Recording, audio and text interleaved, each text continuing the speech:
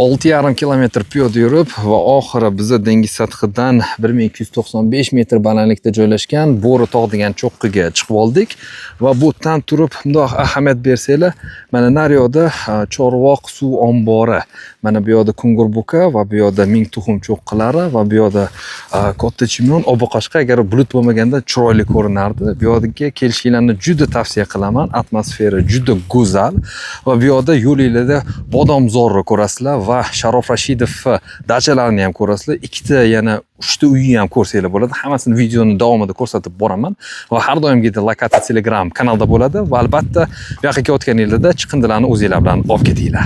Amir Temur xiyobonidan Chorvoqgacha piyoda boramiz. Soat 3:55 va biz Tapovish mostiga keldik. 5:26 va biz Yangi O'zbekistonga keldik. Soat hozir 6:23 va Chorvoqgacha 56 kilometr qoldi deb ko'rsatyapti. 5 barmoq nomer 1 ham kelib oldik. Oramizda chirchiqliklar bormi? Mana oxiri o'sha Chirchiq dambasiga keldik. 11,5 soat ichida 56 kilometr yurib va oxiri biz Fayz va Korzinkaga keldik. Lekin oyoqlarchi o'sha polot rejimini yo'q bo'lgan. O'sha men oyoqlarni qaranglar. Zo'rg'a yuribman. Chorvoqgacha atiga 14 kilometr qoldi.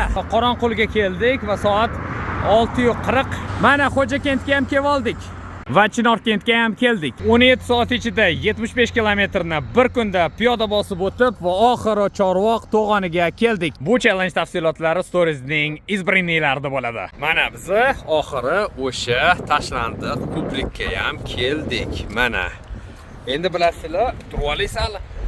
Xo'p, bizning orqamizdagi daryoni oti Chotqol hisoblanadi va bilasizlar, Chorvoq suv omborini 3 ta daryo to'ldiradi. Birinchisi Pskom, keyingisi mana bu daryo va u Chotqol va keyingisi 3-o'rinda esa Ko'ksuv turadi. Hajm jihatidan ham Pskom 1-o'rinda, Chotqol 2-o'rinda va 3-o'rinda Ko'ksuv hisoblanadi.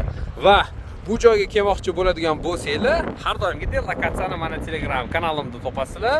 Bemalol Zabroshniy most yoki tashlandiq most deb yozsanglar chiqib keladi. Shunaqa gaplar. Lekin bu yoqqa borib o'tirmanglar. Juda opasniy, ehtiyot bo'lasizlar.